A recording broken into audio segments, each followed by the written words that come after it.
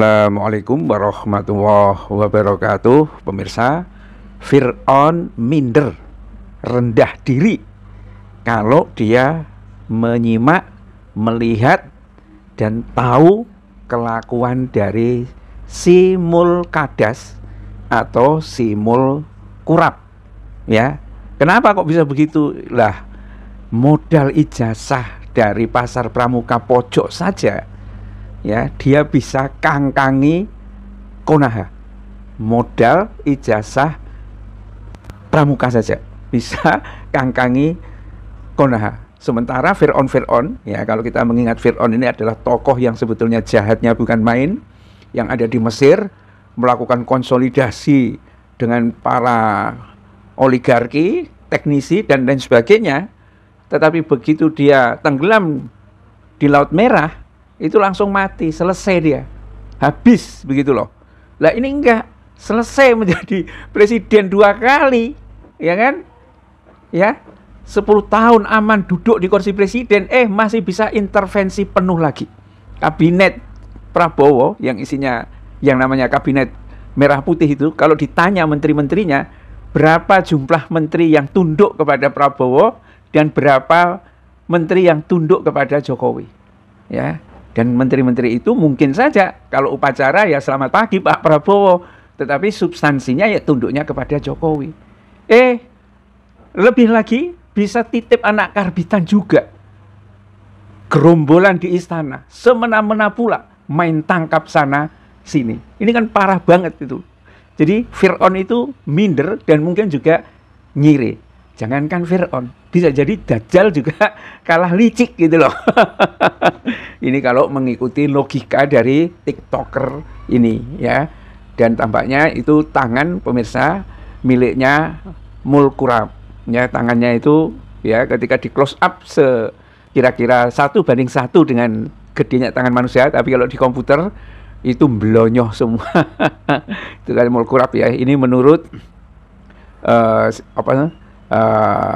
postingan dari Rasimun Faedah, ya, itu sampai seperti itu pemirsa. Memang kalau kita melihat, ya, ini menteri-menteri ini kan bikin kacau semua. Nggak tahu ya, mungkin mereka dulu maling atau korupsi dan lain sebagainya. Pada zaman Jokowi itu dimanjakan dengan seperti itu, dan mungkin mau diteruskan periode sekarang, tapi situasinya rakyat semakin sadar. Teriak-teriak, itu menteri itu, ya, kena judol itu, tangkap dong. Itu menteri ini, ya kan, yang hitam itu, menteri itu main ini. Jadi orang sudah mulai banyak teriak-teriak, tetapi Prabowo tidak berani memecat mereka. Ya, kayaknya Prabowo berhadapan dengan Bahlil itu tunduk itu, ya kan, karena Bahlil banyak sekali jasanya untuk memenangkan Prabowo. Prabowo juga tunduk mungkin sama Listio Sigit Prabowo. Karena itu kan ketika Listio Sigit Prabowo dikritisi oleh rakyat, suruh ganti itu Kapolri, langsung Prabowo nyanjung, wah Polri itu hebat, kan begitu. Ini sebetulnya adalah kata-kata dari Prabowo. Dan mengapa Prabowo berkata-kata seperti itu, ya bisa diduga karena Prabowo sendiri kan juga anak buahnya Jokowi, yang lain juga anak buah, cuma kebetulan dia yang nyalon presiden maka jadi. Kalau tempo hari yang nyalon jadi presiden itu Bahlil dengan Gibran, jadi nggak kira-kira? Jadi, ya kan? Bagaimana nggak jadi?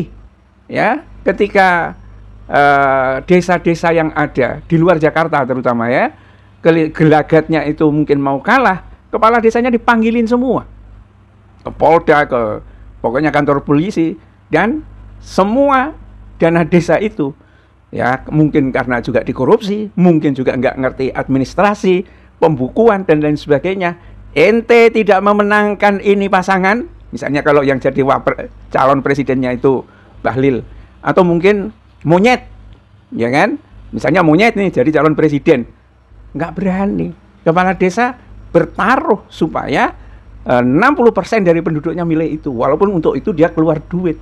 Apalagi penduduk di desa tidak terlalu mengerti siapa presidennya ini, kelakuannya seperti apa, apakah dia dulu pernah korupsi apa nggak ngerti. Orang di kampung, ya, begitu dikasih instruksi, kasih 50.000 beras 2 kilo atau apa, selesai sudah urusannya. Ya, siapa yang nggak bisa menang dengan cara itu? Ya, inilah bisa jadi, ya, teknik kelicikan yang tidak dimiliki oleh Fir'aun. Fir'aun itu mau kebongkar kekuasaannya, langsung aja dikejar itu Nabi Musa itu. Dan Nabi Musa pukul laut karena mukjizat dari Allah, selesai itu Fir'aun.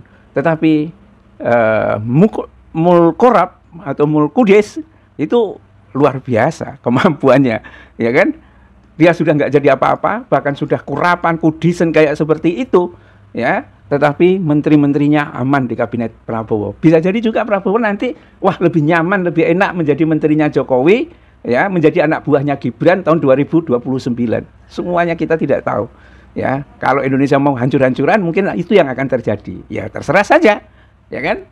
Mungkin memang ini adalah hari yang disebut sebagai zaman Kolobendu itu, ya, zaman penuh dengan huru-hara, kenistaan, kedustaan, kebohongan dan lain sebagainya. Kalau dalam ramalan sih setelah itu memang akan turun ada Ratu Adil. Nah, bisa jadi memang ini juga bagian dari akhir zaman. Cerita tentang akhir zaman sekarang sudah meluas itu. Dan disitulah memang orang-orang seperti Dajjal itu muncul. Ini juga saya kira menjadi pelajaran supaya orang-orang yang beriman itu nanti menghadapi Dajjal, bagaimana tipu dayanya. Oh, ini mirip-mirip Mulkurab misalnya. Billahi taufiq wal hidayah. Assalamualaikum warahmatullahi wabarakatuh.